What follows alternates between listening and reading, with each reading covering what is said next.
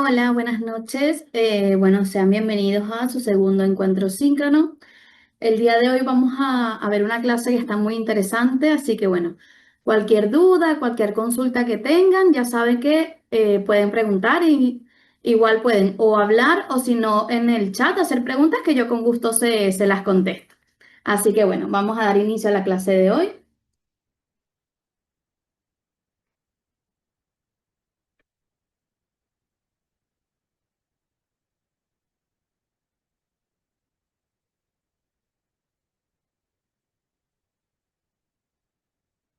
A ver, perfecto.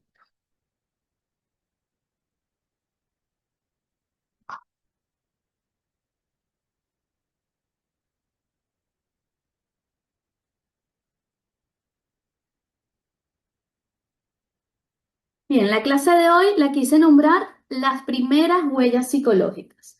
Entonces, para empezar, quiero que hagamos algo. Quiero que piensen en su primer recuerdo. Ese primer recuerdo, quizás el borroso que tienen de unos 3, 4 años, un juguete, una caída, no sé, cómo se veía la cara de sus mamás, o bueno, el primer recuerdo que tengan. Bien. Como psicólogos hemos sido entrenados para creer que nuestra historia o la narrativa de quienes somos comienza allí, en la memoria explícita, en ese primer recuerdo, en el lenguaje, pero hoy yo estoy acá para decirles que eso es mentira. Nuestra historia realmente no comienza cuando nacemos. Nuestra historia psicológica comienza mucho antes, en ese ambiente acuático y oscuro, ¿no? Del útero. Entonces, hoy vamos a analizar el desarrollo biológico perinatal, el nacimiento, pero no vamos a hablar una clase de biología, porque a ustedes no les interesa en sí la biología, sino vamos a analizar juntos la arquitectura, o sea, la biología como una arquitectura de la psique. Los objetivos de hoy, bueno, van a estar un poquito amplios, así que si se nos acaba el tiempo, yo les voy a avisar para que, bueno, salgamos del aula y volvamos a entrar. Así da tiempo de dar todo. Y vamos a recorrer el camino desde el cigoto hasta, bueno, hasta el recién nacido. Vamos a hablar, obviamente, de la reducción de riesgos, del bajo peso, qué pasa cuando el nacimiento se complica, pero realmente mi objetivo en esta clase es que el útero es la primera escuela y el parto sería el primer examen que tenemos a lo largo de nuestra vida de estrés. Entonces, si ustedes logran entender esto hoy, cuando tengan un paciente, por ejemplo, en caso de que estudien clínica y se vayan, atiendan un paciente con ansiedad generalizada, sabrán preguntar, bueno, ¿cómo fue tu nacimiento? Y bueno, aquí quise empezarles con un dato curioso. Em, Quiero que investiguen ustedes más a fondo, pero yo les voy a dar como ese empujoncito sobre el microquimerismo fetal. ¿Sabían que durante el embarazo hay un intercambio celular bidireccional entre madre y feto? O sea, las células de la madre pasan al feto, sí, pero también las células del feto atraviesan la placenta y entran al torrente sanguíneo de la madre. Como dato curioso, ¿no? Para abrirnos este nuevo universo, se han encontrado células, por ejemplo, con ADN masculino en el cerebro de mujeres de 80 años, que bueno, que tuvieron hijos varones muchísimas décadas atrás. Entonces, biológicamente, ¿no? Una madre literalmente lleva a sus hijos en la mente, en el corazón, para toda la vida. Entonces, la psicología perinatal no estudia o no vamos a estudiar hoy a dos seres separados, sino vamos a estudiar esta diada que biológicamente ya sabemos que nunca termina de separarse del todo. Para empezar, tengo el proceso de conexión se llama microquimerismo fetal. Ahí te lo escribo porque es una palabra. Microquimerismo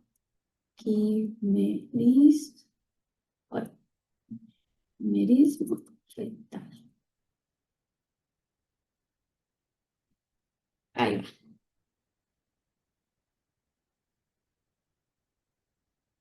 Perfecto. Bien, entonces vamos a hablar, el primer bloque se llama del cigoto al feto. Entonces vamos a desglosar este viaje de 9 meses o 40 semanas, que es el término clínico correcto. Así que, bueno, necesito que presten atención bien a las vulnerabilidades de cada etapa, porque allí es cuando entra nuestro labor preventivo, o sea, para que empiecen a ver desde cuándo empezamos nosotros como psicólogos a participar. Primero tenemos, bueno, la fase germinal, el viaje silencioso que empieza de la semana 0 a la semana 2. Y todo comienza, obviamente, con la fecundación. Un espermatozoide y un óvulo se encuentran y se forma el cigoto. Durante las primeras 2 semanas, este conjunto de células viaja por las trompas de falopio buscando el útero. Y aquí ocurre algo súper interesante, que es que obviamente la mujer no sabe que está embarazada. Y en esta fase, además, rige la ley que llamamos en la parte perinatal la ley del todo o nada. Em, y esto es curioso porque es una pregunta clásica que aparece en un consultorio, ¿no? Doctora, me tomé 4 tequilas en una fiesta y no sabía que estaba embarazada, le hice daño a mi bebé. Mira, en estas 2 primeras semanas, si un tóxico, ya sea alcohol o radiación, es lo suficientemente fuerte para dañar el cigoto, generalmente lo que ocurre, chicos, es que impide la implantación. ¿Y el resultado cuál va a ser? Bueno, un aborto espontáneo que la mujer suele confundir con una menstruación que quizás se retrasó unos días.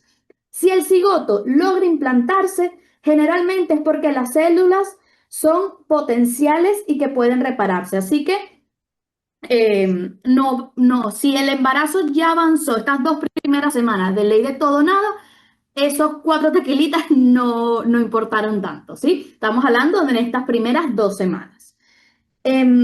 Aquí, bueno, en caso de los que quieran hacer terapia perinatal, que quieran trabajar con esto, lo que solemos hacer es, bueno, calmar un poco la culpa de la madre, que sabemos que la culpa justamente es el primer enemigo dentro de la maternidad y ya van a ver que está en todas sus fases.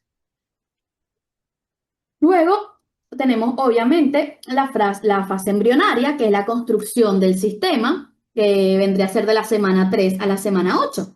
Aquí sí entramos en zona de peligro. El organismo deja de ser un grupo de células y se convierte en un embrión. Ocurre la organogénesis, es decir, se forman los pulmones, el corazón, los riñones y lo más importante para nosotros que va a ser el sistema nervioso. Y sabemos que, bueno, el tubo neural parte de allí, ¿no? A los 21 días, mucho antes de que la mujer tenga la primera falta de menstruación, ya este corazón empieza a latir, perdón, y el tubo neural se cierra. Esta etapa es la etapa de mayor vulnerabilidad teratogénica. ¿Y qué es una teratogenia? Profe, bueno, un teratógeno es cualquier agente, ya sea un virus, un fármaco o el estrés, que cause algún tipo de malformación. Si una madre consume, por ejemplo, un ansiolítico contraindicado, aquí el bebé puede nacer con un tipo de malformación. Hay un fármaco muy conocido que es la talidomina, que bueno, que se asocia a bebés que incluso nacen sin brazos. Entonces, otro que sabemos que también pasa mucho es que si, por ejemplo, hay déficit de ácido fólico, vamos a tener más probabilidad de embarazos con espina bífida. Entonces, aquí, ¿qué es lo que quiero que tengan cuidado? Bueno, con qué quiero que tengan ojito. Con que el cortisol es un teratógeno. Es decir, que si la madre sufre un trauma severo en esta etapa, ya sea una pérdida, una violencia doméstica, una catástrofe, le pasó algo realmente grave y sus niveles de cortisol se disparan, esto claramente puede afectar la migración de las neuronas en el cerebro del embrión. Em, Hay estudios que revelan, ¿no? Y esto es muy delicado porque recuerden que siempre nosotros trabajamos con estadísticas, pero hay estudios que correlacionan el estrés severo y con los picos de cortisol en la mujer durante el primer trimestre con mayor riesgo de esquizofrenia y en la adultez. Entonces, aquí tenemos que tener nosotros conciencia de que el cuidado de la salud mental en el primer trimestre no es un lujo, sino es una urgencia médica, es algo que se debe atender y a lo que realmente ponerle y prestarle atención. Luego tenemos la fase fetal, que viene el refinamiento y la conciencia, que es de la semana 9 al nacimiento, ¿no? Ya aquí, bueno, a partir de la semana 9 ya lo llamamos feto, ya tiene forma humana, ya no se trata de formar órganos, sino realmente de madurarlos y conectarlos entre ellos. Entonces, aquí empieza la verdadera psicología prenatal, porque el feto empieza a sentir, a aprender, a recordar. Es como ya la fase de, bueno, de ya se crearon los órganos y aquí viene la fase de maduración de ellos. Y por supuesto, empieza la maduración de los sentidos. Tenemos, por ejemplo, el tacto que se madura en la semana 8 y es el primero en desarrollarse. Y es curioso porque no es la vista, sino es el tacto. La piel, que es el órgano más grande que tenemos nosotros, y es nuestra primera frontera, nuestro primer conocimiento con nuestro yo. Entonces, el feto, ¿qué hace? Empieza a explorar su entorno. Empieza a tocar el cordón umbilical, se chupa el dedo, toca la pared uterina. Aquí, por ejemplo, si se llegara a hacer una amniocentesis y la aguja lo toca, él se va a retirar porque ya empieza a sentir dolor y sentir placer. Imagínense, en la semana 8. Luego tenemos el gusto y el olfato, donde el líquido amniótico tiene un sabor y sabe a lo que come mamá. Si mamá come mucho ajo o curry, bueno, por supuesto que el líquido amniótico sabe a esto. Estudios demuestran que los bebés prefieren los sabores a los que fueron expuestos en el útero eh, cuando están fuera de él, ¿no? Entonces aquí comienza como nuestra verdadera cultura gastronómica. Incluso antes de nacer ya sabemos elegir qué cosas nos gustan y qué cosas no. Y bueno, luego está el oído, que se forma en la semana 24 y que es crucial para el vínculo. El útero Ya. es un lugar súper ruidoso entre la semana, perdón, es un lugar súper ruidoso, ¿sí? Luego de la semana 24, o sea, siente el ruido de afuera, el ritmo, el ruido de los órganos, incluso el ritmo cardíaco. Entonces, el bebé además escucha constantemente la voz de la mamá, su digestión, lo que hace, pero sobre todo es la voz de la mamá que además viaja a través de la columna vertebral y llega al feto amplificada lo que él realmente va a recordar y lo que le va a atraer luego del nacimiento. Entonces, aquí como dato curioso, les puedo decir que un bebé puede distinguir la voz de la madre de otras mujeres y va a preferir siempre su idioma nativo. Entonces, digamos que comparándole un poco con lo de la clase pasada, ya viene con una precarga social este bebé. Y bueno, para terminar la parte biológica, tenemos la placenta, que es nuestro cerebro olvidado. Em, Solemos pensar que, bueno, que la placenta es un filtro simple, que es como un colador de café. Pasa comida, sale desecho, pero no. La placenta es un órgano neuroendocrino y además complejo. Dentro de lo que sería la psicología perinatal, lo llaman es el abogado del feto, ¿no? Y quiero que se aprendan bien este nombre, que es técnico, pero es vital para entender la ansiedad prenatal, que es la enzima 11 beta HCD2. Y esta enzima se encuentra en la placenta. ¿Su función cuál es? Bueno, es una guardaespaldas. Cuando la madre se estresa, libera cortisol. El cortisol sí es necesario, pero en exceso es un veneno para el cerebro en desarrollo. Entonces, cuando el cortisol llega a la placenta, esta enzima lo que hace es desactivarla. Lo convierte en cortisona, que bueno, que es inofensiva, y de esta manera protege al feto. Es un mecanismo evolutivo, imagínense, brillante, ¿no? Mamá está nerviosa, por ejemplo, la enzima actúa y bueno, y el bebé se queda tranquilo. Pero, y aquí está el gran pero, es que esta enzima tiene un límite. Si el estrés de la madre es crónico, intenso y sostenido, como dijimos antes, violencia, pobreza extrema, depresión no tratada, un duelo patológico, la enzima se satura, se agota y por tanto, obviamente, deja de funcionar. Entonces, el cortisol va a pasar crudo al feto. ¿Y qué le hace al feto? Bueno, Su propio eje hipotálamo hipófisis adrenal detecta el cortisol y dice algo así como, bueno, el mundo de afuera es hostil y se reprograma. Entonces el bebé nace con un eje de estrés hipersensible.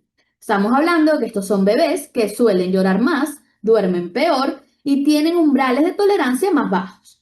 Esto, estudiantes, es lo que se llama transmisión intergeneracional del estrés por vía biológica.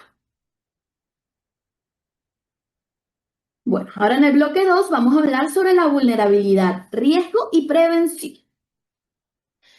Hemos visto entonces cómo se construye el ser humano desde que, bueno, que se une ese espermatozoide, ese óvulo, y ahora vamos a ver qué puede derrumbar o debilitar esta arquitectura, ¿no? Vamos a hablar justamente de los riesgos. Como les dije ya, en la práctica clínica usamos la palabra teratógeno para referirnos a cualquier agente que causa daño al embrión o al feto. Pero bueno, vamos a ampliar esa definición más allá de lo que ya sabemos que son las drogas y el alcohol. Entonces, ¿cuáles son los peligros de los teratógenos clásicos? Todos conocemos, o bueno, si no, vamos a hablarlo sobre el síndrome de alcoholismo fetal. Qué bueno que si bien una sola copa de vino no lo causa, es el consumo crónico y sostenido de alcohol, especialmente en el primer trimestre, el que afecta la migración neuronal de forma irreversible. Entonces, el alcohol atraviesa la placenta, el feto no tiene la enzima hepática para metabolizarlo y básicamente es como si el bebé se emborrachara con la misma intensidad que la madre. Por otro lado, bueno, tenemos el tabaco, que no solamente va a afectar al peso al nacer, sino que el tabaco causa vasoconstricción placentaria, es decir, reduce el flujo de oxígeno y nutrientes. Y esto es un estrés hipóxico, es decir, una asfixia lenta para el bebé. Un niño que pasó 9 meses en hipoxia, claramente, chicos, tendrá un desarrollo más lento. Punto. Esto no tiene otra salida. Por otro lado, bueno, tenemos los teratógenos psicológicos silenciosos, que son varios, pero realmente el que a mí me quita el sueño o es el que más me llama la atención es la ansiedad y la depresión prenatal no tratadas. Siempre hablamos de, bueno, la depresión postparto, ¿no? Que ahora está de moda, pero nadie habla de justamente una depresión prenatal. Y realmente, según la OMS, entre el 10 y el 20% de las mujeres embarazadas experimentan un trastorno de salud mental. ¿Y por qué esto es tan grave? Bueno, porque no estamos hablando de tristeza, no estamos hablando de que, bueno, está sensible, no. Estamos hablando de cortisol alto constante, es decir, lo que vimos en el bloque 1. Hablamos de mujeres que tienen falta de sueño, mala nutrición y lo más importante, una desregulación del sistema nervioso autónomo.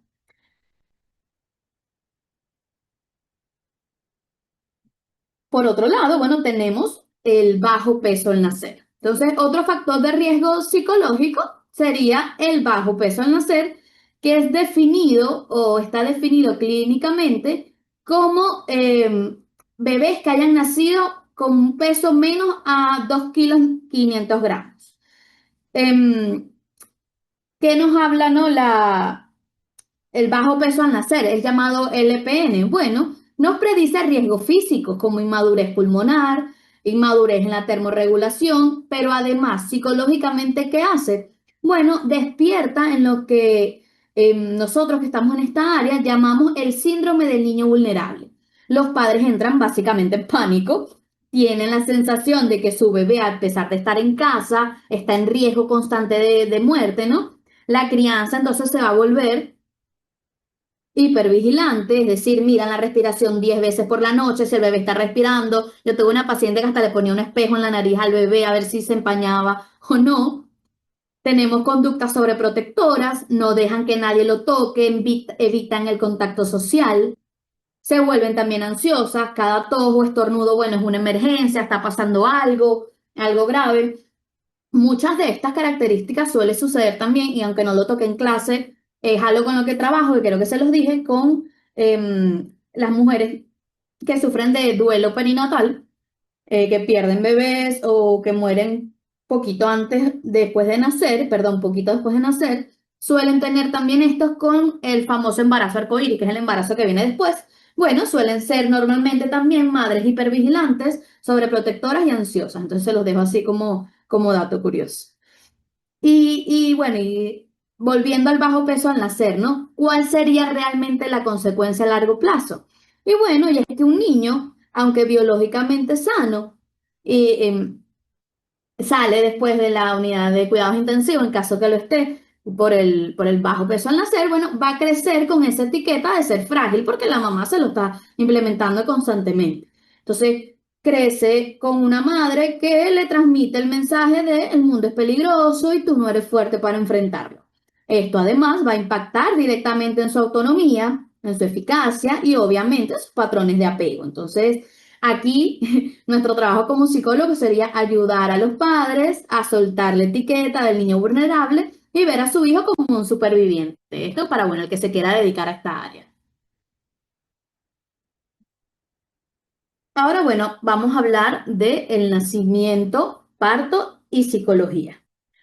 Aquí lo que quiero que hagamos es que dejen de ver el nacimiento como un evento mecánico, ¿no? Dilatación, pujo, fuera. El nacimiento para la madre y el bebé es, escuchen bien, la mayor liberación de hormonas que van a experimentar en su vida. Entonces, es un evento neuroendocrino eh, perfectamente armado por nuestro sistema evolutivo, así que es genial. Tenemos primero, bueno, el cóctel hormonal de la entrega, que para que un parto vaginal progrese necesitamos un equilibrio de cuatro hormonas clave. Primero tenemos la oxitocina, es el motor, ¿no? Genera las contracciones. Pero recuerden que la llamamos una hormona tímida. ¿Por qué? Porque si la madre siente miedo y el cerebro libera adrenalina, la adrenalina y la oxitocina son antagonistas. Entonces, si la madre siente miedo, bueno, el parto se detiene. Por eso lo idóneo es un ambiente tranquilo, poca luz, poca persona. Eso es fundamental para que esto suceda adecuadamente.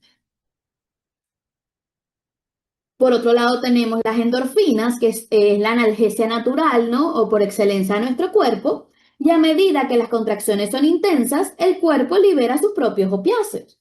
Estas endorfinas inducen a la mujer a lo que se llama, como decirles, el planeta parto, ¿no? Que es un estado alterado de la conciencia que además es evolutivamente necesario, obviamente, para desconectarse del dolor y concentrarse solamente en su cuerpo.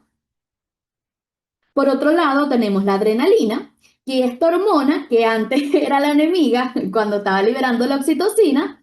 En el último momento del parto, que es la parte expulsiva, es una dosis grande de adrenalina lo que va a despertar a la madre y la va a preparar para ese esfuerzo final. Entonces, en el bebé, esta adrenalina lo prepara para el cambio brusco de ambiente. Es lo que a su liberación lo va a mantener vivo, despierto, alerta, ¿no? Con los ojos abiertos, esos bebés que nacen, bueno, llorando de una vez. Y por último, obviamente, tenemos la prolactina, que es la hormona del nido, de la lactancia, del cuidado. ¿Y cuál es la implicación psicológica de todo esto, profe? ¿Por qué me está contando todo esto si yo no soy, yo no quiero ser ginecostetra? Bueno, que las intervenciones médicas, chicos, tienen un costo emocional. Por ejemplo, si a una madre se le induce el parto con una oxitocina sintética, lo que normalmente conocemos como pitocina, va a tener contracciones muy fuertes, pero no está recibiendo sus propias endorfinas. Entonces, el dolor es más insoportable. Esto la va a empujar claramente a pedir una epidural. Y la epidural sí es una maravilla de la medicina, pero tiene un costo. Alivia el dolor, pero reduce el pico de oxitocina y la sensación de logro o autoeficacia de la madre. ¿Y esto en qué va a suceder? Bueno, que ella o probablemente va a afectar su confianza postparto. Y viene la frase, no fui capaz de parir, la anestesia lo hizo por mí, volviendo a lo que les dije al principio, culpa. Por otro lado, bueno, vamos a hablar sobre cesárea versus parto vaginal. La diferencia que nos define, ¿no? Que ya aquí ya empezamos a ver que hay diferencias entre uno y el otro. Entonces, hemos dicho, o si no se los digo, claramente la cesárea salva vidas. Gracias a ella, bueno, imagínense, está la medicina moderna, muchos de nosotros nacimos gracias a la cesárea. Pero ustedes como psicólogos deben entender las implicaciones de cada vía de nacimiento. Así que vamos a empezar. Primero que nada, el impacto biológico, ¿no? La microbiota. En el parto vaginal, al pasar por el canal, el bebé es bañado en esas primeras bacterias vaginales de su madre. Esta es su primera carga bacteriana, ¿no? Su primera, vamos a decir, vacuna inmunológica. Entonces, en la cesárea, el bebé nace a través de una incisión en el abdomen y su primer contacto bacteriano va a ser con el ambiente hospitalario y bueno, y en caso de que tengamos suerte, en la piel de la madre. Aquí como dato estadístico les traje un dato curioso, que estudios demuestran que los bebés nacidos por cesárea tienen una microbiota intestinal menos diversa y un riesgo ligeramente mayor de desarrollar asma, alergias y obesidad. Entonces ya el nacimiento nos está definiendo desde las bacterias. Luego, bueno, tenemos el impacto psicológico de las cesáreas, aquí hablando siempre de cesáreas de emergencia. Entonces, las cesáreas de emergencias es un evento de alta intensidad.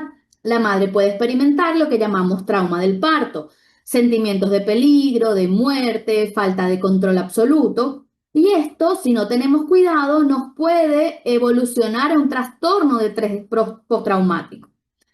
¿Cómo se va a manifestar esto? Bueno, la madre va a tener flashback del quirófano, va a tener pesadillas, evita hablar del tema y su cuerpo se tensa, ¿no? Cuando piensa en tener otro hijo, porque obviamente no quiere pasar por lo mismo.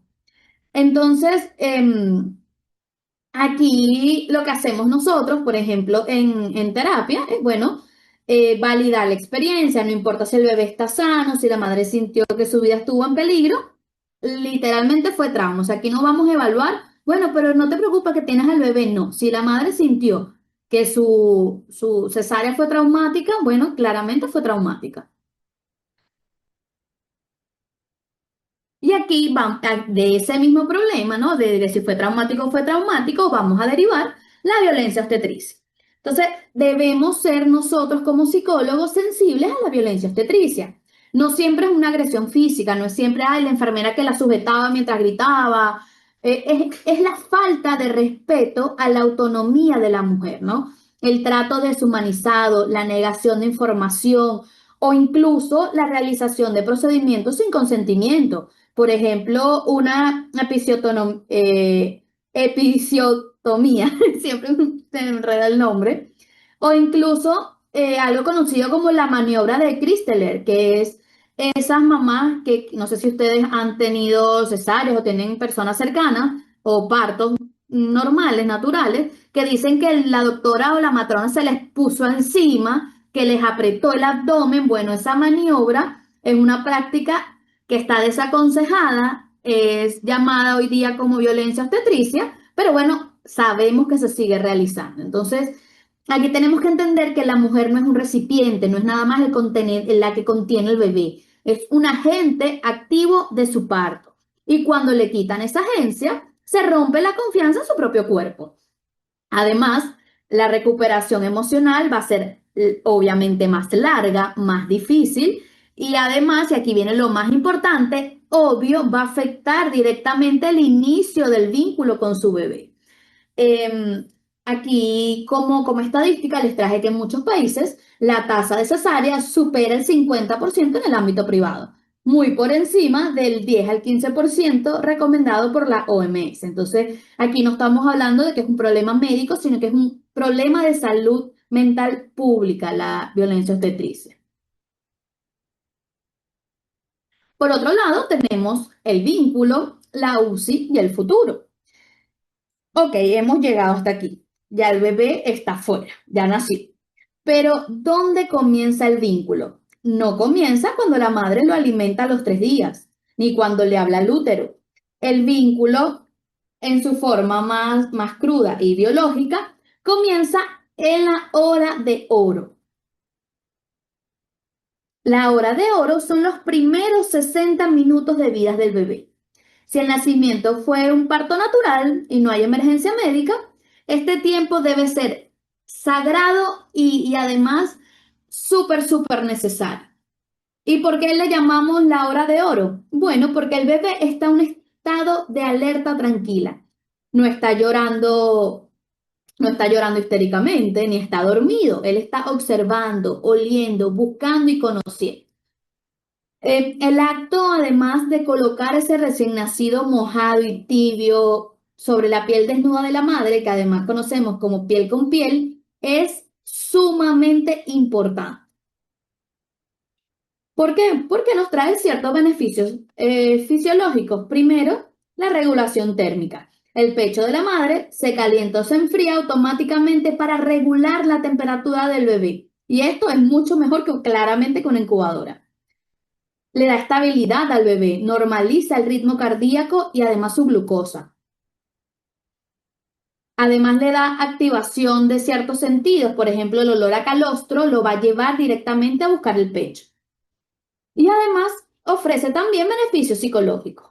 Para la madre, el contacto dispara la oxitocina posparto, lo que le ayuda a prevenir hemorragias y genera la euforia vincular, ¿no? Ese enamoramiento inicial que tienen con su bebé. Y por otro lado, para el bebé, reduce el cortisol por separación en un, escuchen bien, 500%. Por otro lado, la separación temprana, por ejemplo, llevar al bebé a pesarlo, vestirlo, aspirarlo, innecesariamente, no solo es molesto, sino que es una agresión a este sistema límbico del recién nacido. Es generar su primera experiencia del estrés, ¿no? Rompiendo con esa continuidad del útero al mundo. Pero también tenemos cuando el vínculo se detiene. ¿Qué pasa cuando esta hora de oro se interrumpe? Porque, bueno, porque hay una complicación y el bebé se va a la UCI, ¿no? A la unidad de cuidados intensivos neonatales. Bueno, este primero es un escenario de crisis absoluta para los padres. Y lo primero que tienen ustedes que reconocer en este momento es la triada de las madres de UCI. Primero el sentimiento de fracaso, ¿no? Mi cuerpo falló al gestarlo, mi cuerpo quizá falló al parirlo, angustia de separación, ese vientre vacío, la madre siente que le arrebataron a su hijo, que no puede cumplir su rol de protección básica, causa además duelo anticipatorio, porque el mecanismo de defensa, este duelo es el mecanismo de defensa más peligroso y la madre no se va a permitir vincularse o tocar mucho al bebé con afecto. eh, Como, a ver, esto es delicado de decir, ¿no? Pero buscan no vincularse por si se muere, ¿no? Para que ese dolor no sea tan grande. Además, bueno, aquí la intervención psicológica es vital. ¿Por qué? Porque nosotros como psicólogos tenemos que procurar, esto es más de psicología de la salud, pero se los menciono, humanizar el ambiente, fomentar justamente el contacto de la mano, la voz y el olfato durante la estadía del bebé en UCI, fomentar el rol materno, que la madre se sienta útil, ya sea con la leche materna, realizando los cuidados básicos que quizá las máquinas no le pueden dar, como el cambio de pañal. Y además hay un método bien chévere que los invito a buscar, que además Colombia son unos duros en esto, que es el método canguro, que ya no se usa solo para prematuros, es la herramienta de oro para la psiquis. Es algo que estamos recomendando no necesariamente cuando son prematuros, sino en todos los ámbitos, que es estar contacto piel con piel con el bebé metido dentro de un cangurito de tela el mayor tiempo posible. Además, este contacto no solo va a reducir, en este caso, los días de hospitalización, hablando de UCI, sino que en todos los bebés reestructura el apego seguro, que bueno, que en este caso se rompió al momento de la separación traumática, pero que en un bebé normal lo va a ayudar justamente a vincularse mejor porque va a desarrollar mejor sus sistemas de apego. Y bueno, finalmente, profe, ¿por qué hemos invertido todos estos minutos en esto? Bueno, porque la parte perinatal no se trata solo de bebés, sino se trata de adultos funcionales. Vamos a hablar entonces de la hipótesis de la programación fetal de Baker, donde nos dice, o el cual dice que las condiciones de escasez o estrés en el útero, que llevan además a un bajo peso o crecimiento restringido, van a programar nuestro cuerpo para el ahorro. Entonces, esto se relaciona con mayor riesgo de enfermedades metabólicas como diabetes e hipertensión a los 50 años. Por otro lado, existen también consecuencias psicológicas a largo plazo. Primero, en la parte de regulación emocional, aquellos expuestos a altos niveles de cortisol prenatal tienen un sistema nervioso más reactivo. Entonces, son esos adultos que vemos en terapia que reaccionan de manera desproporcionada ante el estrés menor. Además, en el apego y las relaciones, el tipo de apego que se establece en esos 12 primeros meses, que dependen además íntimamente de esta respuesta materna posparto, es el molde que nosotros vamos a usar para todas nuestras relaciones íntimas futuras. Entonces, cómo toleramos la intimidad, cómo manejamos el conflicto, cómo respondemos a la necesidad del otro, van a depender de cómo fue el apego de nosotros con nuestra madre durante los 12 primeros meses de nuestra vida. Entonces, en pocas palabras, un parto traumático o estar dentro de un útero estresante no significa que el adulto va a estar roto para siempre, ¿no? Recuerden que tenemos la plasticidad cerebral, que es la que nos va a permitir sanar. Pero sí significa que la base de la regulación emocional va a ser más frágil y que por tanto probablemente esta persona tendrá que trabajar más duro en terapia.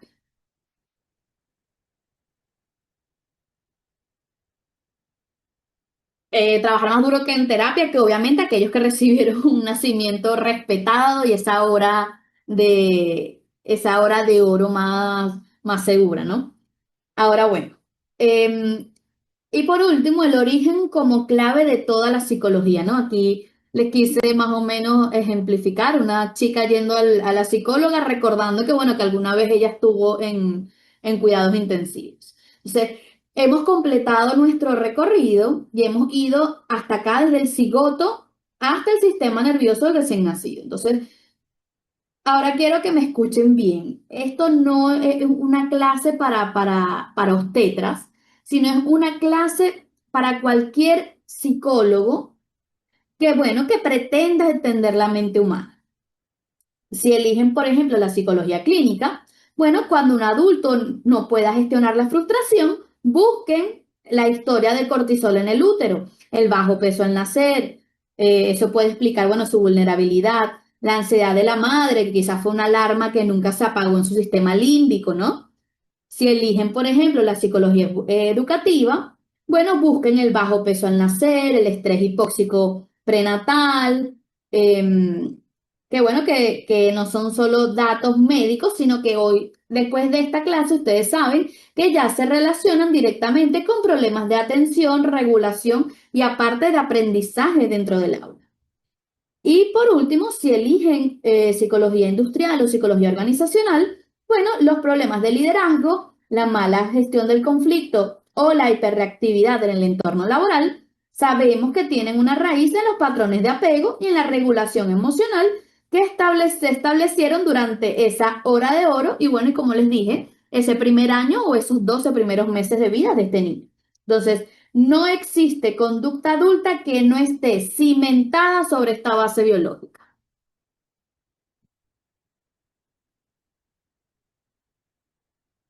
Y además, bueno, el valor de la intervención temprana. Hemos visto que en el útero y el parto son periodos de plasticidad radical. Un bebé que haya sufrido estrés, aquí creo que se va a cortar la llamada. Si se corta, como les dije, salimos y volvemos a entrar. Bueno, hemos visto que el útero y el parto son periodos de plasticidad radical. Un bebé que ha sufrido estrés puede ser regulado a través del contacto piel con piel.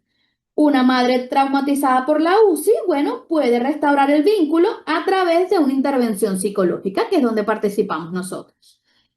Por tanto, nuestra labor es en cualquier contexto es la reparación. Pero la reparación obviamente es más rápida y profunda si somos nosotros quienes entendemos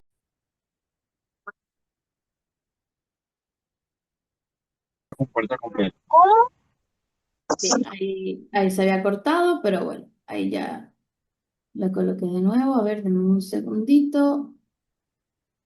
Bien, les decía que nuestra labor en cualquier contexto sí es la reparación, pero esta reparación va a ser mucho más rápida y más profunda si claramente nosotros entendemos esta arquitectura inicial. Y esto les va a dar a ustedes la herramienta más poderosa, que es la que yo siempre digo, que es la prevención. O sea, siempre que nosotros como psicólogos podamos psicoeducar y buscar la prevención, va a ser la manera más efectiva donde podamos ayudar. Y esto, bueno, nos da la historia clínica definitiva o lo que quiero que empiecen a implementar a partir de hoy. Que de ahora en adelante, su anamnesis, que le quité la palabra porque, bueno, no la solemos usar acá, pero su historia clínica no puede estar completa sin que ustedes hagan una inmersión en ese origen de ese bebé, o bueno, de ese adulto o ese niño que esté yendo a consulta. Pregunten por el tipo de nacimiento que tuvieron, el tipo de embarazo. Pregunten por la vivencia emocional de esa mamá durante el embarazo. Pregunten si hubo separación temprana, si hubo contacto piel con piel, porque es en la historia perinatal donde está la clave oculta que va a validar todas las luchas de nuestro paciente. Les va a permitir decirle a ustedes, entiendo por qué te sientes en peligro. Tu sistema aprendió esta lección, bueno, muy temprano. Y bueno, para finalizar, bueno, yo aproveché y también me dicen Simpson.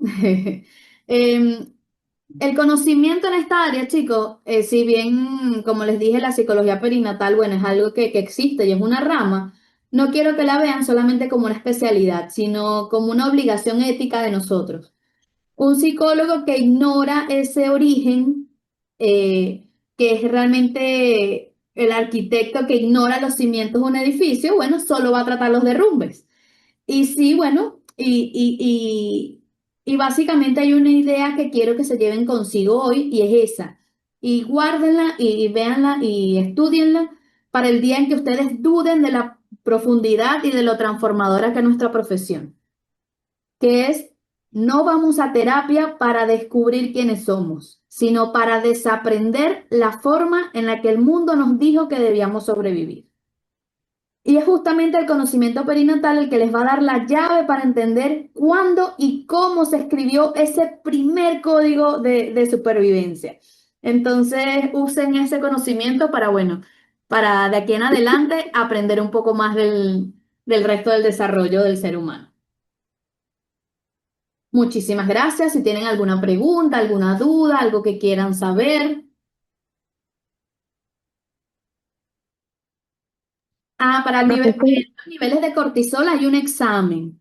Yo sé que ahorita, y les digo, ahorita en TikTok hay un montón de, ay, la cara del cortisol, no se dejen llevar tanto por esas cosas. Yo siempre digo que, bueno, que TikTok está lleno de información que si bien hay muy buena y también hay muy rara, bueno, hay que tener un poco también de criterio. Pero hay, por medio de sangre puedes evaluar tus niveles de cortisol. Puedes ir a un laboratorio y pedirlo. profesora, Sí. quisiera preguntar que aparte de lo de los niveles de cortisol, ¿cómo puede uno saber si una madre al estar gestando un bebé está, o sea, si tú estás entrevistando a una persona ¿cómo tú podrías saber si estás entrevistando a una persona que la madre tuvo niveles de cortisol muy altos en el embarazo? Bueno, ahí te empiezas a preguntar por la historia de vida. Obviamente esa pregunta no se la puedes hacer directa, pero por ejemplo, mira, tu mamá estaba embarazada, ¿dónde vivió? Qué hacían tus papás? Como metértele por allí, ¿no? Probablemente capaz te lo diga en la primera entrevista, probablemente él después lo tenga que preguntar y se lo dejes de tarea. Pero ahí te va a salir, vas a ver, bueno, nosotros veníamos del interior, yo por lo menos estoy acá en Maracay, Venezuela, ¿no?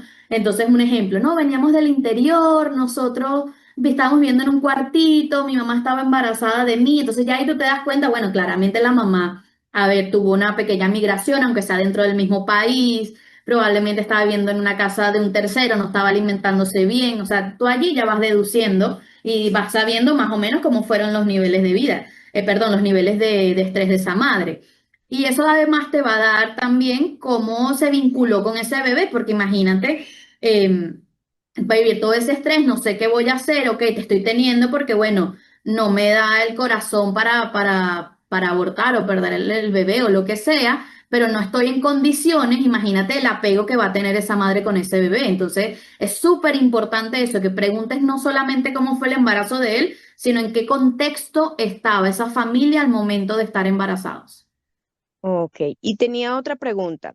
Sí. Aparte de la prevención, ¿qué recomendaciones, aparte de justamente de la prevención, podrían darse en casos, por ejemplo, eh, yo estoy estudiando un caso que es para plantear de la práctica de la psicología del desarrollo y en el caso también tengo incompatibilidad RH. En este caso, que obviamente si descartara la prevención, ¿cuáles serían las recomendaciones? Para recomendaciones para esa mamá. Mira, Ujú. aquí el bebé estuvo en UCI o algo así por la incompatibilidad. Sí, sí, Mm. tuvo incompatibilidad y estuvo en, en cuidados preventivos. Ah, bueno, no, ahí te pregunto porque hay una vacuna que se pone antes que, bueno, hace que se salte en esa etapa. Entonces, allí tienes que ver, Cuidados intensivos, no preventivos. sí, cuidados intensivos. Sí, porque tuvo justamente a principio de año una conocida, que bueno, que su bebé justamente en esta paciente tuvo un problema de culpa, que también tienes que ver. La mamá estaba consciente de que había una forma de que ese factor RH no fuera, o sea, no fuera a haber un problema. Porque, por ejemplo, te voy a dar un ejemplo de mi caso, de mi paciente para que lo entiendas. Ella tenía que aplicarse esta vacuna, la vacuna era muy costosa acá en Venezuela y ya era su segundo Ujú. embarazo. Y como se la aplicó en la primera, la obstetra, mala praxis claramente, le dijo que no era necesario en la segunda. Entonces tengo esta paciente que ahora tiene culpa porque el bebé estuvo todo el primer mes de vida dentro de la unidad de cuidados intensivos y obviamente gastó el triple de lo que costaba la vacuna. Entonces ahí tenés Claro. que tener cuidado. La mamá tenía conocimiento. Si no tenía conocimiento, bueno, va a sentir culpa porque no tenía el conocimiento, no lo sabía. Ahí tienes que evaluar los estilos de apego porque pasa mucho. No sé si estás trabajando con la mamá o con el bebé, con el niño. Estoy trabajando con el bebé, pero es un caso de negligencia bastante fuerte.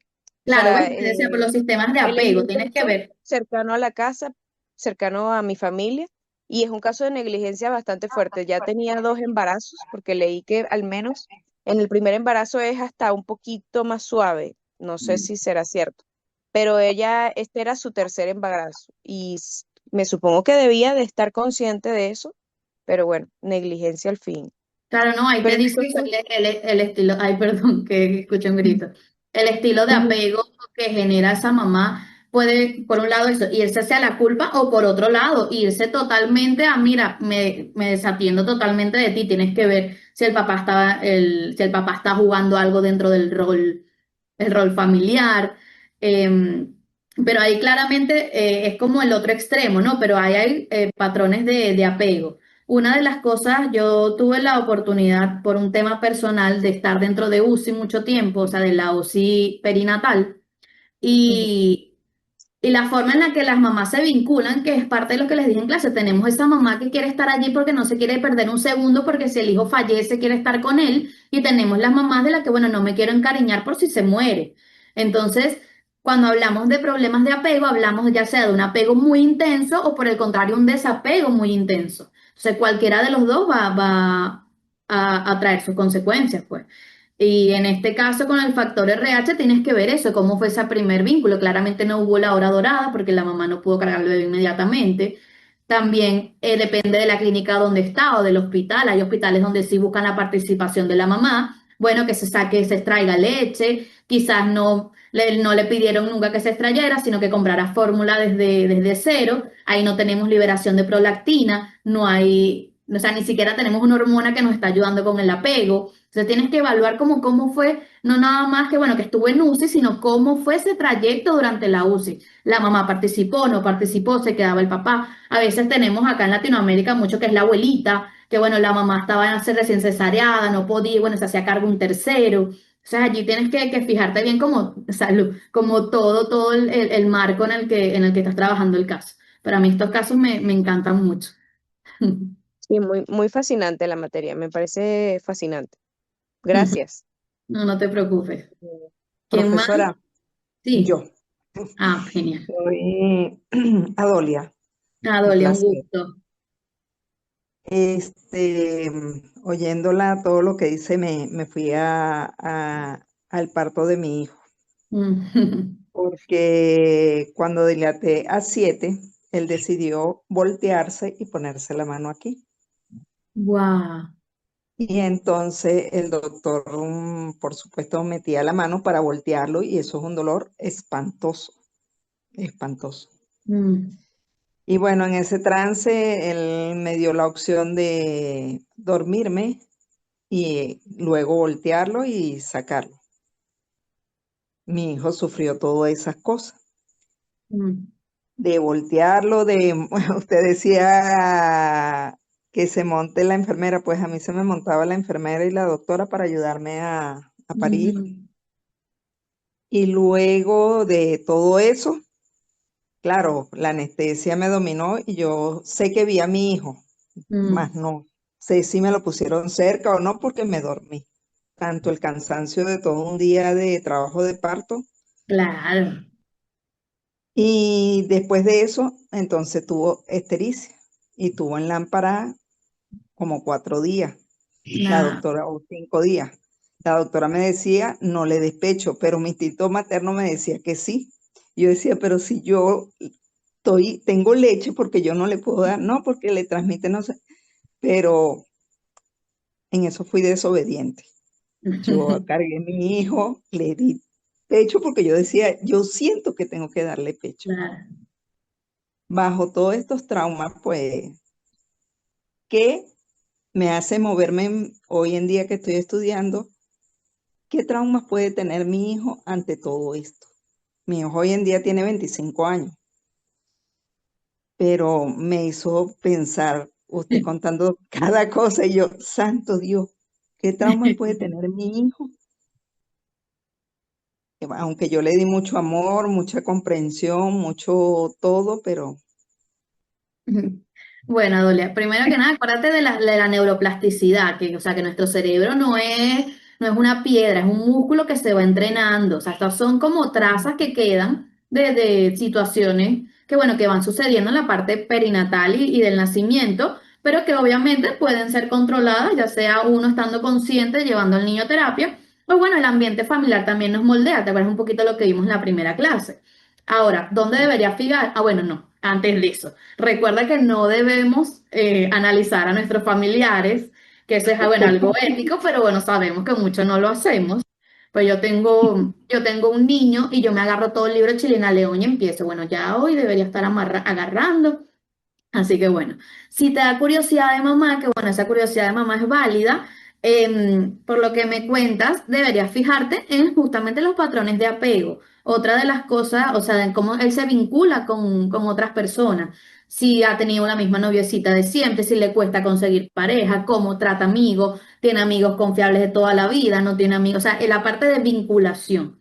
Y otra de las mm, cosas que suele suceder, que creo que no se los dije, pero me acabo de acordar, es muy común que los niños que han pasado mucho tiempo en UCI o en incubadoras o lejos de su mamá al inicio, tienden a ser, como decirles, automaternarse. O sea, son esas personas que se creen autosuficientes, ¿sabes? Que les cuesta pedir ayuda, que no saben porque de alguna manera tuvieron que aprender a autoconsolarse porque no estaba ahí la mamá 24/7 con ellos esos primeros días de vida.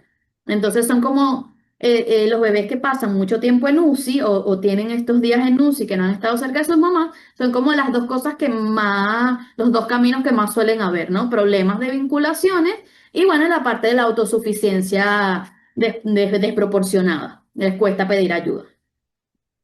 ok, Igual muchas acuérdate gracias. que todo es estadística. Sí, sí. Una pregunta, profe. Sí. Eh, con respecto a las enfermedades de transmisión sexual que se pueden transmitir a los bebés, ¿esto también se puede transmitir a pesar de no ser un parto vaginal, con un parto por cesárea? Tengo entendido que no. O sea, tengo entendido incluso, hace poco tuve una masterclass sobre los últimos avances del VIH, que era algo así como que me dejó súper loca, como que si la mamá que es portadora quiere quedar embarazada, toma una serie de retrovirales antes, durante y después, bueno, nace por cesárea, incluso ese bebé nace sin ser, sin tener VIH, pues entonces, imagínate, si logran eso con el VIH, que es algo que es contacto con la sangre, es más, creo que es lo que se recomienda cuando hay algún tipo de enfermedad de transmisión sexual o que hay em, atoxoplasmosis, este tipo de cosas, bueno, suelen ser cesáreas como forma o método de justamente evitar que el bebé pase por el canal vaginal, pero es lo que Claro, se claro. recomienda, pues. Y infecciones Entonces, urinarias también. Con y infecciones si urinarias tuviesen tampoco te cesárea, dejan parir. ¿Ah? y si tuviesen cesárea, entonces no se transmite la enfermedad No, normalmente mediante. no, o sea, es lo que médicamente tengo entendido. Desconozco si ha habido un caso de cada 4.000, la verdad que no, no sé, pero es lo que se aconseja. Incluso, mira, si ya te detectaron que eres propensa ¿cómo se llama? Infecciones urinarias, que eres propensa a no sé qué, probablemente te hagan una cesárea programada justamente para evitar que esta microbiota que necesitamos que sea sana para que sea la dosis de retrovirales del bebé esté, bueno, de alguna manera alterada al inicio, pues. Ya, ok. Muchas gracias. No, no se preocupe, ¿es alguien más?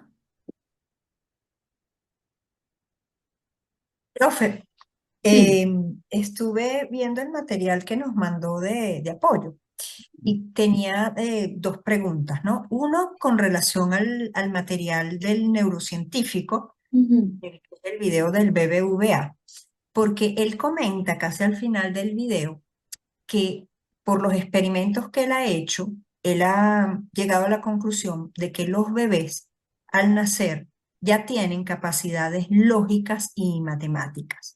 Y que sin embargo esto contrasta con la posición que tenía Piaget, porque Piaget señalaba que se requerían años para que un niño ujú. alcanzara el pensamiento lógico. Y Piaget había llegado a esta conclusión porque él interactuaba con los niños a través del lenguaje. Y obviamente el lenguaje sí se tarda más tiempo en desarrollarse. Entonces, de cara a estos descubrimientos que están surgiendo al hacer estos experimentos, porque además tenemos aparatos que pueden medir la actividad cerebral, ¿no? En vivo. ¿Hay algún cambio en los modelos teóricos que manejamos o simplemente se siguen manejando los modelos de Piaget? O sea, ¿qué se hace con estos nuevos descubrimientos?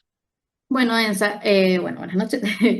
No, con estos nuevos descubrimientos es una manera que yo quería también que ustedes vieran que la ciencia sigue avanzando. O sea, ustedes necesitan, como no es nada más para responder los cuestionarios, sino como base de su currículo, o sea, de su parte curricular, pues entender la psicología con las bases y fundamentos que hemos venido trabajando nosotros de toda la vida. Sin embargo, que también ustedes busquen y estén atentos a que hay nuevos avances y nuevos descubrimientos. Este tipo de cosas, incluso Piaget no hubiera podido saberlo por lo que vos mencionabas. O sea, no hay manera de que esta persona hubiera tenido ese tipo de máquinas en esa época. Sin embargo, para nosotros, como psicólogos, nos sirve para tener ese conocimiento por dos cosas. Uno, para nosotros trabajar con nuestros pacientes y dos, por si nos llega una mamá con la duda, porque esa es otra cosa. Vamos a tener pacientes que ellos nos van a dar a nosotros información que si no estamos nosotros actualizados y al tanto, pues vamos a quedar como que somos unos desfasados. Pero se los dejé porque estaba súper interesante justamente por eso. O sea, y nos cambia a mí ese tipo de charlas, tanto esa como las TEC, me encantan por eso, porque te hacen cambiar la perspectiva total de lo que uno viene estudiando que yo siento que es básico para nosotros, o sea, no quedarnos nada más con una cosa, sino que ir investigando, ir averiguando, porque o sea, miren, les doy un ejemplo, yo tengo 10 años de graduada y yo siento que todavía yo no sé ni una cuarta parte de lo que hay que saber de psicología. Entonces, es una manera también de incentivarlos a buscar y ver bien qué es lo que les gusta y hacia qué camino ir. Ok, y otra cosa, con el otro video, el que es sobre el efecto abecedario, de alguna forma esto no reforzaría la idea de la importancia del entorno social en la evolución del ser humano y en el aprendizaje. Bueno, un poco de eso lo vimos en la clase anterior, pues de que el entorno social es básico. O sea, no podemos tener un bebé. yo, excelente madre, le hago todo, le cumplo al pie de la norma, lo hago todo perfecto. Y resulta que en mi entorno vivimos en un entorno que no es el mejor y aparte en una ciudad que es problema. O sea, todo el entorno va a afectarme a ese bebé, incluso cuando lo tenga alrededor, de alguna manera resuelto su bienestar emocional. Mira, si el bebé llora, yo estoy aquí para ayudarlo. Él sabe gestionar sus emociones, sabe calmarse, no usa pantalla. O sea, todo lo que tú imagines de un bebé perfecto, ¿no? Buena posición económica, lo alimentó bien, tiene todo, pero si está rodeado de personas complicadas, sobre todo en estos primeros años donde no tenemos la corteza prefrontal formada y no hay ese criterio, que bueno, que probablemente lo hayan visto en la parte de adolescencia, es muy necesario que bueno, que también nos fijemos en el entorno social. Ok, ok. Y un último comentario, porque salió el Sí, tema obvio. del VIH. Justo yo leí un artículo ayer y hablaban de esto, ¿no? De que han hecho experimentos y entonces cuando las personas que tienen VIH se medican correctamente y toman los retrovirales, la carga viral disminuye muchísimo y de hecho cuando le hacen las pruebas ni siquiera parece que tienen Y no VIH. detectable, le dicen. Y en ese momento dicen, si no es detectable, tampoco es transmisible. Mm. Y que de hecho han tenido relaciones sexuales con sus parejas y no se han contagiado. Pero que y me imagino que lo mismo aplica al parto, pues si se toman los retrovirales y baja la carga viral, pues tampoco se transmite en ese momento, pues. Claro, no, sí, es que la parte de VIH realmente no es un área que yo manejo mucho, sin embargo, tengo un colega que está ahora en Medellín que lo trabaja, su user es dosis de bienestar. Él se graduó conmigo y él trabaja con pacientes con VIH en Colombia y es psicólogo. Entonces yo a veces como que él me invitó a una masterclass y bueno, pude ver algo, pero eso es un mundo totalmente nuevo y maravilloso. Yo, bueno, acá por ya que es la última clase, un poquito para contarles, yo tengo 33 años, cuando tenía 27 años tuve algo llamado síndrome de HELP, que es como un paso más allá, los invito a averiguarlo, es con doble L, como ayuda en inglés, pero con doble L. Nada, es como un paso más arriba de la preeclampsia. Nace mi bebé muy prematura, mi bebé fallece por una infección intrahospitalaria y justamente de allí viene mi pasión con la parte perinatal. O sea, durante ella estuvo en cuidados intensivos, empecé a conocer a otras mamás, me di cuenta, bueno, que era como un nicho desatendido, ¿no? Y bueno, es un poco, por eso es que me dedico a esto. Entonces, yo siento que tú como psicólogo, y eso se los dejo de consejo, tienes que ir hacia donde quizás tú quieres dedicarte a algo, porque a mí me gustaba, era, no sé, la psicología criminal, pero, y estudié para eso, pero la vida realmente es la que te va como llevándose a la parte de la profesión a la que realmente tienes que ir. Así que a mí este tema, yo me puedo quedar aquí toda la noche hablándoles de perinatal, porque bueno, es a lo que me dedico. Ahí, bueno, Jeniret comentó, muchas gracias, Ensa, por tu participación. ¿Qué consecuencias emocionales puede presentarse en una persona que fue concebida a pesar de que la mamá tenía un dispositivo, es decir, que no era esperado?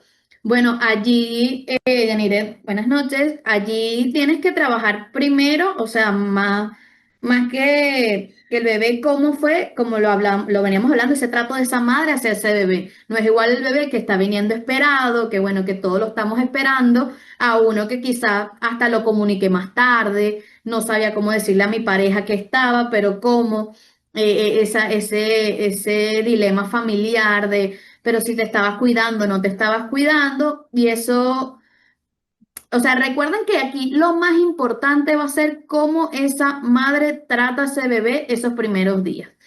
Y aunque y aunque digan el no, pero el instinto de madre sale, no, ya vimos que el instinto de madre tiene que venir esta carga hormonal de cierta manera. Y parte de allí o parte de las consecuencias más graves que se tienen cuando un bebé no es esperado, independientemente del dispositivo intrauterino o bueno, viene de una relación tóxica que era el ex y en la última noche sucedió, o sea, todo este boom del bebé no deseado, claramente esa mamá no se va a vincular de manera adecuada con ese hijo, no va a ser una madre que sea abnegada. Esto hablando estadísticamente, habrá quienes sí, ¿no? Que ay, ven ese bebé y bueno, y es amor a primera vista. Pero normalmente aquí donde más hay problemas en los factores de vinculación, o sea, de apego. Como esa madre cuidó y maternó ese bebé durante los primeros días de vida. Una mamá, no, perdón, no podemos ver igual a una mamá que estaba esperando ese bebé, que bueno, que fue un embarazo buscado, que tenía 6 meses buscándolo junto a su esposo hasta que por fin llegó. Aquella que bueno, que tenía un dispositivo intrauterino, no era esperado, nació y es como y ahí es donde tenemos nosotros realmente que investigar, ¿no? Hubo ese primer rechazo, hubo ese primer contacto, cómo se sintió, le dio pecho, porque incluso a veces el pecho no es que a la mamá no le sale, aunque sí hay, sino que al no producirse la prolactina, que es esta hormona del apego y la vinculación, tampoco produce de alguna manera leche para poder amamantar. Entonces, no, mi mamá no me amamantó porque nunca agarré el pecho. Ajá, pero no agarró el pecho porque mi mamá no, la mamá no produjo. Si la mamá no produjo es porque había problemas. O sea, ahí tenemos nosotros que ir investigando. O sea, nosotros somos como los detectives de la vida de nuestro paciente para poder saber la raíz de dónde empieza su problema con la vinculación, con el estrés, con el desbordamiento emocional en caso de que, bueno, que sea. Gracias, profe. Ah, bueno, no, muchísimas gracias. Igual, bueno, tengo grupos terapéuticos Profe, para mamás en duelo, así que es algo a lo que me dedico un poquito. Sí, cuéntame. buenas noches, Susana Buenas, Vega. buenas. Tenía hace rato la mano levantada, perdón. Quería comentar algo que me parece un poco delicado, un poco grave con respecto a lo de la violencia obstétrica que estaba hablando hace un rato y del periodo ese de oro. Porque lo comento de primera mano por experiencia propia, no yo como madre, sino porque yo estudié enfermería y estoy hablando de hace poco, estoy hablando de hace relativamente poco, unos 5 años atrás. Yo tuve oportunidad de estar presente en el clínico, en los partos naturales, y también estuve presente en una cesárea en una clínica privada. Y en el caso, por ejemplo, del Hospital Clínico Universitario aquí en Caracas, a mí me parece terrible eso que usted está comentando del estrés de la madre y eso, porque yo lo vi con mis propios ojos, por ejemplo, que a las madres les dicen, si gritas no te atiendo. Entonces las madres están en el proceso de parto con dolor y le dicen que si gritan no las atienden, tienen que parir calladas. Porque y son las doctoras. Entonces, lo que a mí me parece grave es que esos profesionales, qué formación están teniendo, porque yo entiendo que uno no puede esperar mucho a lo mejor de una atención hospitalaria, pero esos médicos son los mismos médicos que tenemos nosotros después en las mismas consultas privadas. Entonces digo, ¿qué pasa con esa gente? Nadie les explica el sufrimiento que le están produciendo tanto a la madre como al feto cuando tratan así a la madre durante el parto. Y lo del periodo ese de oro también me parece que en ningún caso se cumple porque, por ejemplo, yo estuve en ambos lugares, en una cesárea, en una clínica privada y en partos naturales, y al bebé se lo llevaban. De hecho, nosotros como estudiantes vimos al bebé, lo pesaron, lo midieron, lo vieron, lo llevaron para todos lados y todo ese tiempo estaba lejos de la madre hasta que por fin se lo entregarían en algún momento. Entonces veo que no se cumple nada de eso que usted está comentando que es tan importante. Bueno, Susana, te agradezco muchísimo porque imagínate la experiencia en primera mano. Y aquí un poquito sí les quiero comentar dos cositas. Una, que bueno, la realidad es que la realidad de Venezuela es un tema particular que incluso nos saca de Latinoamérica. Yo les voy a dar un ejemplo. Yo tengo, luego de mi experiencia con mi hija, tuve 2 hijos más. Tengo un hijo argentino y una hijita venezolana. Y la diferencia las dos fueron cesáreas, las diferencias de las cesáreas de Argentina a Venezuela es abismal. O sea, yo salí de quirófano en Argentina con el bebé en brazos y nunca me lo quitaron. O sea, el tiempo que yo estuve sin él fue el tiempo de la sutura y él estaba con el papá todo ese tiempo, mientras le ponían que si lo pesaban, las gotitas en los ojos, todo eso. Acá también fue cesárea y la bebé estuvo en incubadora mientras yo estuve creo que le llaman recovery, en ese, como que estás despertando la anestesia, no sé, como 4 horas y durante todo este tiempo la bebé tuvo 4 horas llorando por hambre. Entonces, es un poco los protocolos que se manejan en Venezuela, que bueno, que ahí es un tema más delicado, pero que realmente en otros países, incluso en Latinoamérica, sí se practican. O sea, no es como una utopía, es algo que sí se hace, pero particularmente en nuestro país es un tema más delicado. Em, esto igual no tiene nada que ver con el tema, pero cuando yo trabajo con profesionales que quieren dedicarse a la psicología perinatal, sobre todo a las mamás en duelo, hablamos del código mariposa, que es un código que se activa como a toda la red médica para que tengan cuidado con una mamá que acaba de perder un bebé, como por ejemplo que no esté en las mismas habitaciones de una mamá llorando, ese tipo de cosas. Y acá en Maracay hay una chica que se llama La Maleta de Arturo, su user, que ella, aunque es bioanalista, ella hizo aquí en Maracay la primera sala de código mariposa de toda Venezuela en el Hospital Central de Maracay. Y justamente creo que es parte de nosotros como profesionales que estamos ejerciendo aquí, que es como generar campañas para psicoeducar, porque ya uno no sabe si es que no se los explican, si se les olvida, si es que les falta humanidad, si quizás no todos están listos para trabajar con gente, pero realmente lo que les mencioné hoy es como lo que debería ser. Sin embargo, bueno, también es importante que nosotros sepamos el debería ser para a partir de allí, bueno, ¿qué vamos a hacer con mi paciente? Como les dije, está la neuroplasticidad, todo es moldeable. Bueno, ¿cómo voy a hacer yo como psicóloga para reparar esto que, bueno, que no se cumplió de la mejor manera? Y además, bueno, eso que contaste, Susana, del hospital, yo lo vi aquí en Maracá, en el Hospital Central, cuando hice las prácticas con las niñas que eran menores de edad, que estaban dando a luz, la verdad las trataban bastante horrible. Entonces, como un tema bastante delicado y bastante particular, que bueno, que en nuestro país es complicado. Así que bueno, Profesora, Bueno, ¿podría tomar gracias. no se una preocupe. última pregunta?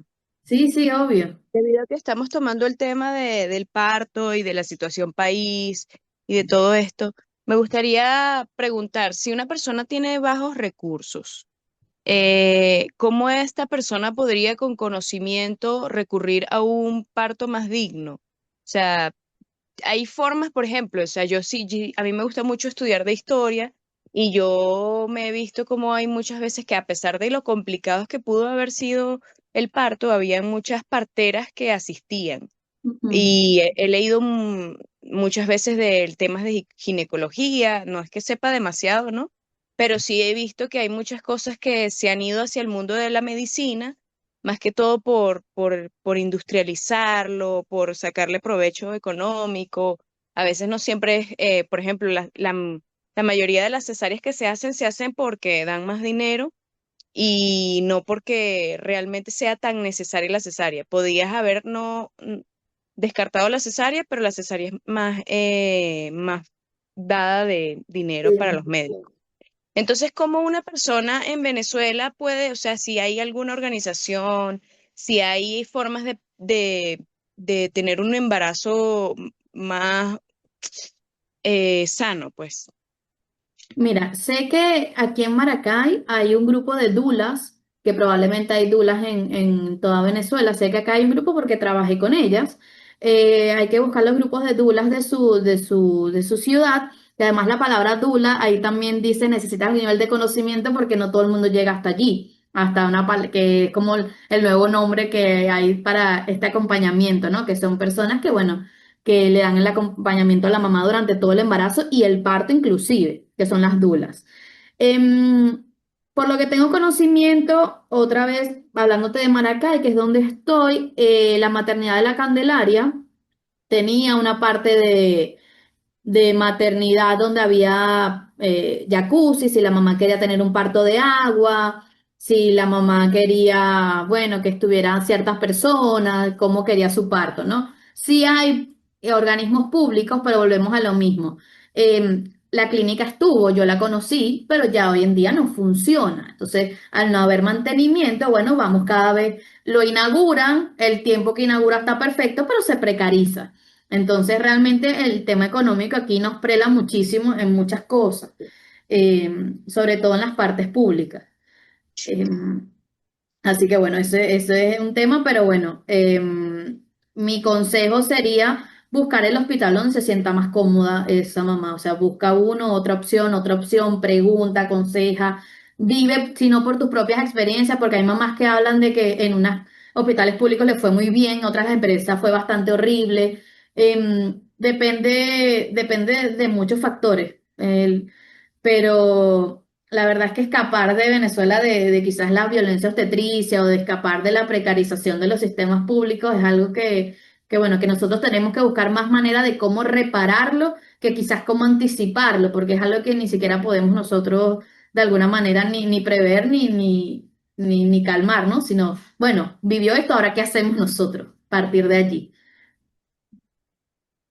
Ok, bueno, muchas gracias entonces. No se preocupe.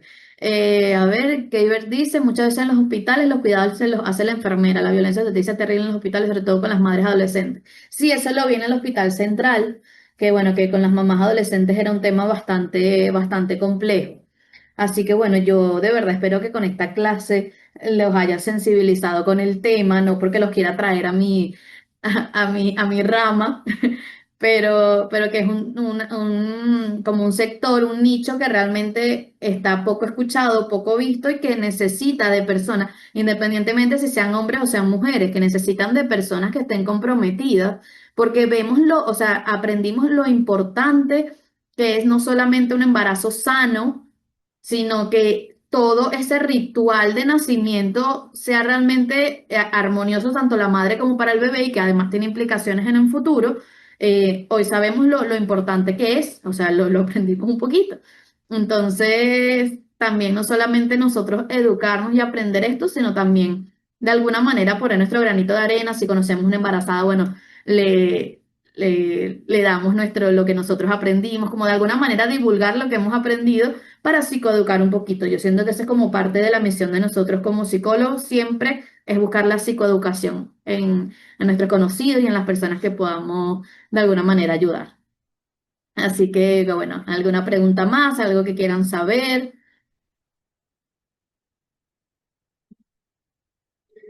Bueno, yo creo que esta fue el último encuentro. Cualquier duda o consulta que tengan, yo cualquier cosa les voy a dejar en el chat mi mail, así que cualquier cosa que necesiten, alguna duda, alguna consulta, si quieren hablar de algún caso o algo, bueno, que con mucho gusto los voy a responder, les voy a atender. Y de verdad que para mí fue un placer tener un grupo tan chévere como ustedes, tan participativos, que se interesaran por el tema. Así que, bueno, les deseo muy feliz Navidad, próspero año nuevo y el mejor de los éxitos académicos. Espero verlos por allí más adelante con mis colegas. Muchísimas gracias.